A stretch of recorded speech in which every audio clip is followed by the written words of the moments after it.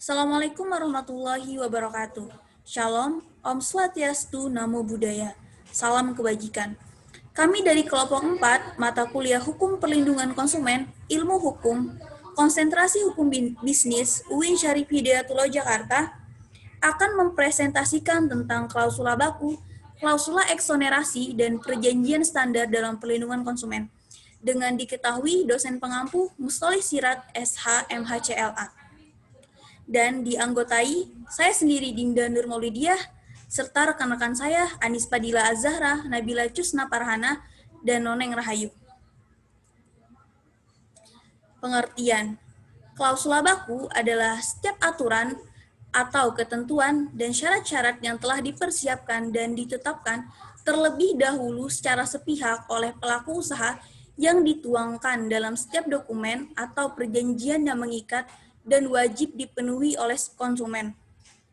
Dikatakan klausula baku karena klausula tersebut tidak dapat diubah atau bersifat baku. Selanjutnya, klausula eksonerasi. Klausula eksonerasi adalah salah satu bentuk klausula baku. Akan tetapi, klausula eksonerasi adalah klausula yang dilarang oleh Undang-Undang Nomor 8 Tahun 1999 tentang Perlindungan Konsumen. Dapat dikatakan pula, klausula eksonerasi adalah klausula pengecualian kewajiban atau tanggung jawab dalam perjanjian yang mempunyai maksud bahwa seseorang atau badan usaha membebaskan diri dari suatu tuntutan atau tanggung jawab terhadap resiko-resiko yang mungkin terjadi dan merugikan konsumen. Selanjutnya, perjanjian standar. Perjanjian standar adalah perjanjian yang diterapkan secara sepihak oleh produsen atau pelaku usaha atau penjual yang mengandung ketentuan yang berlaku umum atau massal, sehingga pihak konsumen hanya mempunyai dua pilihan saja, yaitu menyetujui perjanjian atau menolaknya. Selanjutnya akan dijelaskan oleh rekan saya. Selanjutnya yaitu adanya karakteristik perjanjian standar. Yang pertama, isinya ditetapkan secara sepihak oleh pihak yang posisi ekonominya kuat, yaitu seorang kreditur. Yang kedua yaitu adanya masyarakat atau debitur atau konsumen sama sekali tidak bersama-sama menentukan janjian karena dibuatnya oleh si kreditur. Yang ketiga, terdorong oleh kebutuhannya debitur atau konsumen, maka terpaksa menerima perjanjian itu. Yang keempat, bentuknya itu tertulis. Yang kelima, dipersiapkan secara massal dan kolektif. Next. Yang selanjutnya yaitu ada klausula eksonerasi dalam perjanjian standar. Dalam pasal 1338 ayat 1 Kitab Undang-Undang Hukum Perdata menyatakan semua perjanjian yang dibuat secara sah berlaku sebagai undang-undang bagi mereka yang membuatnya. Nah, dari kata semua yang terkandung dalam ketentuan tersebut dapat disimpulkan adanya asas kebebasan berkontrak atau kontrakter verzet.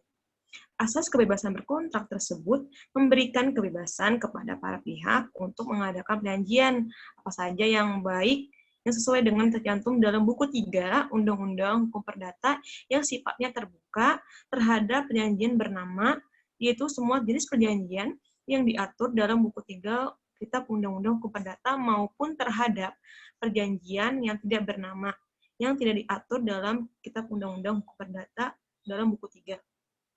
Dengan adanya keberadaan klausula eksonerasi dalam perjanjian tersebut merupakan upaya untuk memanfaatkan adanya asas kebebasan berkontrak dari salah satu pihak dalam perjanjian.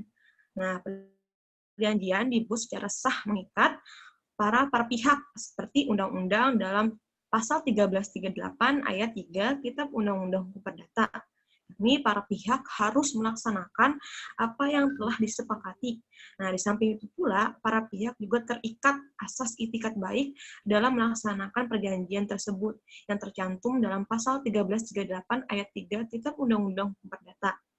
Nah, dengan adanya asas itikat baik, dapat dikatakan bahwa suatu perjanjian yang mengandung klausula eksonerasi tetap harus mengindahkan itikat baik.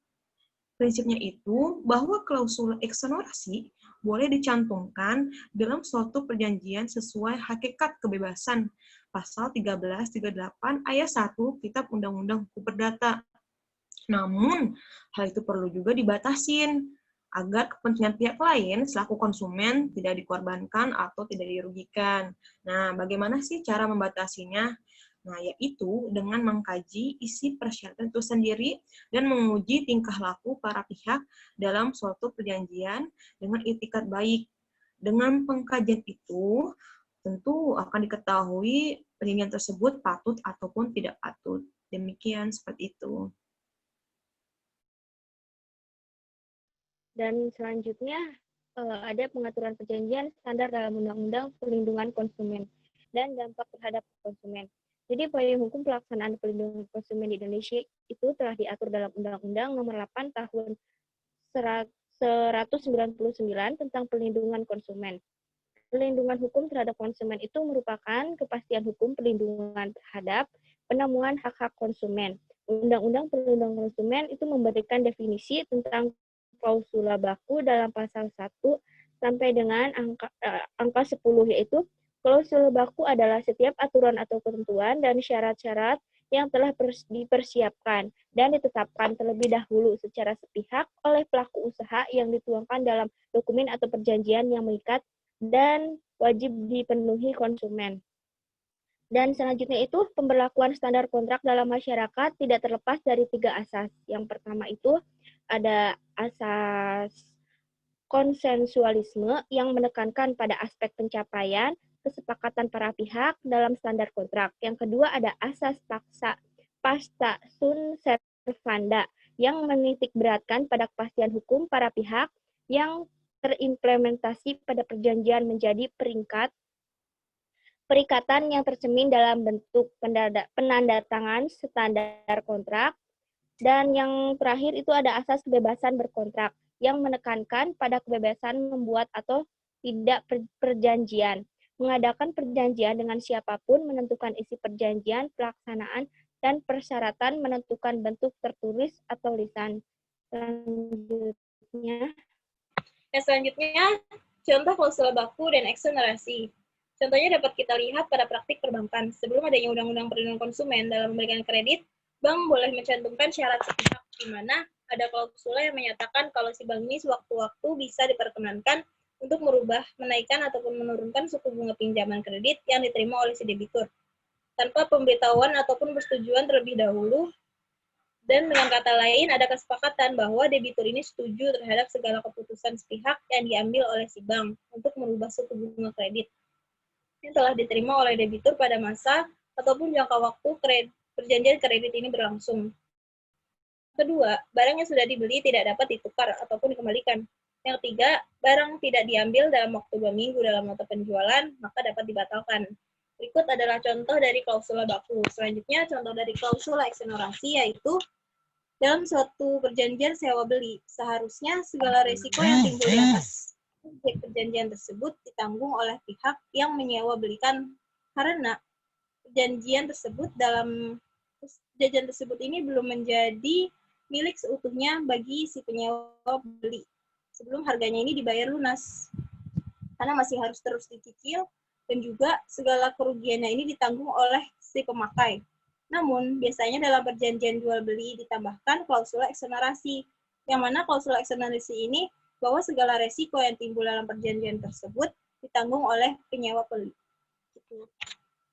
Selanjutnya saya serahkan kepada moderator. Terima kasih atas perhatiannya. Semoga ilmu yang kami paparkan dapat memberikan manfaat kepada kita semua.